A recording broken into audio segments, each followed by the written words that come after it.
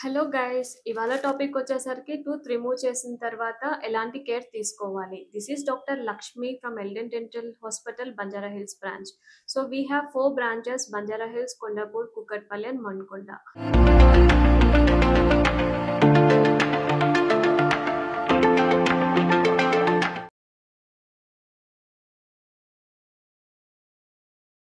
So ఇవాళ topic వచ్చేసరికి tooth remove చేసిన తర్వాత ఎలాంటి కేర్ తీసుకోవాలి. సో చాలా మంది ఎలాంటి ఫుడ్ తినాలి, ఎలాగా మెయింటైన్ చేయాలి అన్నది ఒక చిన్న క్వెషన్ మార్క్ అన్నది ఉంటుంది.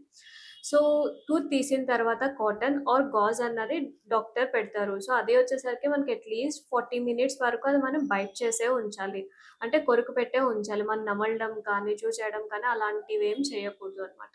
అండ్ నెక్స్ట్ వచ్చేసరికి అట్లీస్ట్ 24 అవర్స్ వరకు బ్లడ్ కానీ, సలైవా కానీ ఏదొచ్చినా కూడా స్పిట్ చేయకుండా లోపలికే స్వాలో చేయాలి.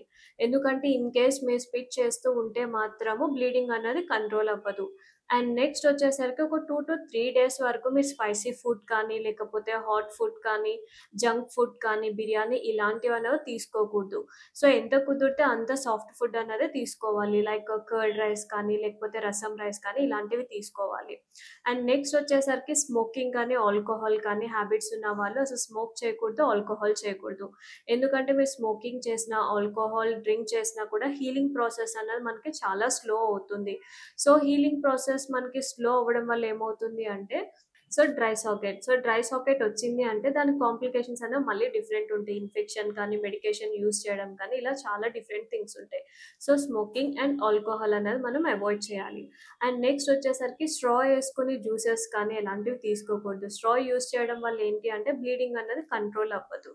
సో అట్లీస్ట్ ఒక 3 డేస్ వరకు స్ట్రా మాత్రం యూజ్ చేయకూడదు. సో నెక్స్ట్ వచ్చేసరికి మనకి వార్మ్ వాటర్‌లో సాల్ట్ వేసుకొని గార్గిల్ చేయడం అన్నది మంచిది. ఎందుకంటే ఇన్ఫెక్షన్ రాకుండా ఉంటది. అండ్ నెక్స్ట్ వచ్చేసరికి డాక్టర్ ఇచ్చిన మెడికేషన్ ఇవన్నీ యూజ్ చేస్తుంటే పెయిన్ కానీ, ఇన్ఫెక్షన్ కానీ రాకుండా ఉంటుంది. అండ్ నెక్స్ట్ మెయిన్ థింగ్ మీరు అబ్జర్వ్ చేయాల్సిన థింగ్స్ ఏంటి అంటే టూత్ రిమూవ్ చేసిన తర్వాత స్వెల్లింగ్ వచ్చిందా లేదా? లేకపోతే మెడికేషన్ తీసుకున్నా కూడా పెయిన్ తగ్గట్లేదు. లేదు అనుకుంటే మనకి బ్లీడింగ్ కంట్రోల్ అవ్వట్లేదు అనుకుంటే ఇలాంటి కాంప్లికేషన్స్ అనేవి కొన్ని అబ్జర్వ్ చేయాలి. ఇన్ కేస్ ఈ 3 ఉన్నాయి అంటే మాత్రం ఒక్కసారి మళ్ళీ డాక్టర్ దగ్గరికెళ్ళి ఫాలో అప్ చేసుకోవడం బెటర్. సో దానివల్ల ఏమవుతుంది అంటే ఏదన్నా మీకు ఇన్ఫెక్షన్ తగ్గకపోయినా, లేకపోతే ఏదైనా అయినా కూడా మీకు మెడికేషన్ అనేది చేంజ్ చేస్తారు. సో ఇది ఇవాళ టాపిక్.